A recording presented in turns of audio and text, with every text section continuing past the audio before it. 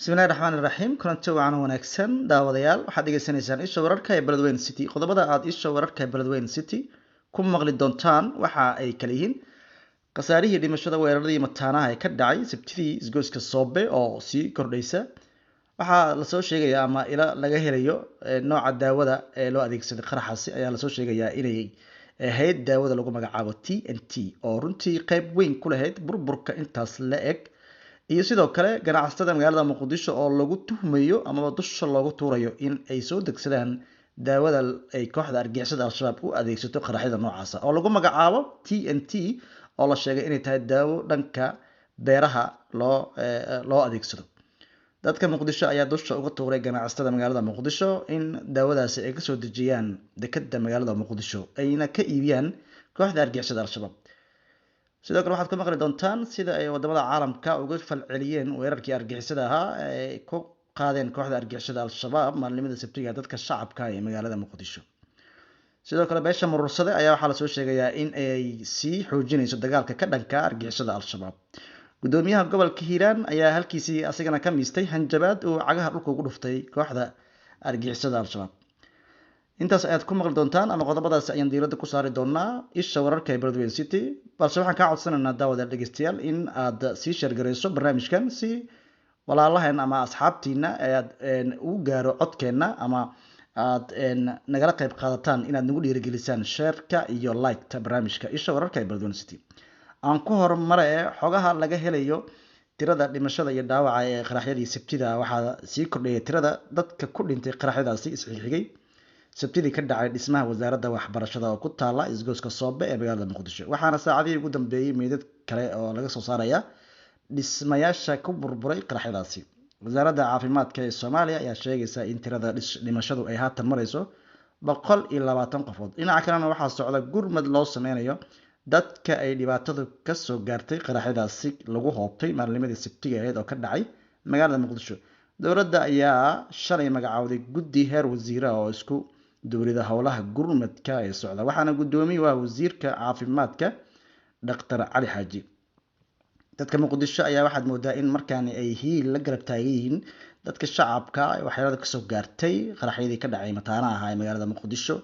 isbitaalada magaalada muqdisho ayaa waxaa la arkaya iyadoo safaf dhaadheer ugu jira dadka shacabka muqdisho si ay uga qayb qaataan gurmadka loo fidinayo dadka dhiigga u baahan iyo dadka masaakiinta oo cuntada iyo biyahaba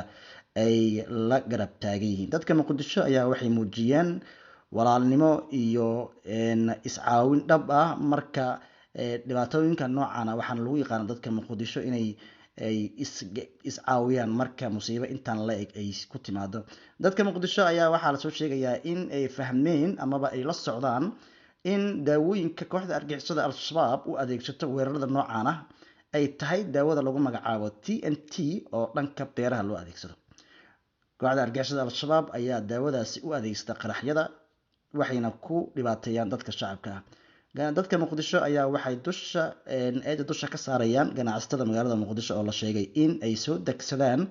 si toosna uga soo degsadaan daawadaasi dekada magaalada muqdisho iyada oo dowladda iyo ganacsatadana lasoo sheegayo inay cashuuraan daawooyinkaasi dhanka beeraha loo adeegsado oo TNT la yiraahdo kooxda argixisada al-shabaab ayaa waxay kiimikooyin iyo waxyaabo la isku dardara u adeegsadaan qaraxyada noocaas ah waxaana dadka muqdisho ay markaan moodaan inay ku baraarugeen in ay fahmaan dhibaatada halka ay ka socoto iyada oo markaani aad moodo in dadka muqdisho ay diyaar u yihiin inay iska caabiyaan kooxdan argixisada ee al-shabaab ganacsatada magaalada muqdisho ayaa maalmihii ugu dambeeyay waxay la kulmayeen cadaadis dhanka dowladda ah iyada oo gudoomiye ku-xigeenka dhanka amniga Cali Yar Cali uu maalinimadii maanta uu sheegay in dadka muqdisho ay la dagaalamaan soona xiraan suuqyada bakaaraha iyo xamarweyn iyo suuq bacaad sidoo hadalka u dhigay tilaabooyinkaas ayaa waxaa la rajeynayaa haddii la amba qaado in weerarada iyo culeysyada ka imaanaya kooxdan ee hoos u dhac weyn uu ku yimaado qodobka labaad barnaamijka ayaanu dul taaganahay siduu ayuu caalamka uga falceliyey qaraxyadii khasaaraha waaweyn dhaliyey ee muqdisho ka dhacay maalinimada sabtiyeed dowladaha Kenya madaxweynaha Kenya William Ruto ayaa bartiisa Facebook wuxuu ku soo daabacay inuu garab taagan yahay shacabka iyo dowladda Soomaaliya wuxuuna sheegay in uu cambaareynayo weerarkii ka dhacay magaalada muqdisho madaxweynaha koonfur Afrika Cyril Ramaphosa ayaa sidoo kale waxa uu cambaareeyay weerarkii kooxda argixisada al-shabaab magaalada muqdisho kula egteen maalinimadii sabtiga ahaa. sidoo kale madaxweynaha dalka Turkiga Rajab Tayyip Erdogan ayaa qayb ka ahaa dhambaalada tacsida soo gaarayso villa Soomaaliya, wuxuuna sheegay in shacabka Turkiga ay garab taagan yihiin walaalaha Soomaaliyeed oo dhibaatadu ay wasiirka arrimaha dibadda ayaa isagana qayb ka ah wasiirka arrimaha dibadda ee Imaaraadka ayaa isagana qayb ka ah dadka dhambaalada soo gaarsiiyay iyo garab istaaga u muujiyay shacabka. dhanka kale wasiirka arrimaha dibadda ee dalka Ingiriiska James Cleverly oo ka hadlay weerarka Muqdisho ayaa war-saxaafadeed u soo saaray, wuxuu si kulul u cambaareeyay qaraxyadii ka dhacay Soobe. waxaan si adag u cambaareynayaa weerarkii fulinimada ay argixisada ee maalinimadii sabtiga kula egteen dad shacab ah magaalada Muqdisho oo waxna galabsan. waxaan la murugoonayaa qoysaska iyo asxaabtii dadkii sida xun loo dilay loona dhaawacay, waxaana sii wadi doonaa garab istaaga dowladda iyo shacabka Soomaaliyeed ee dagaalka lagula jiro, ayuu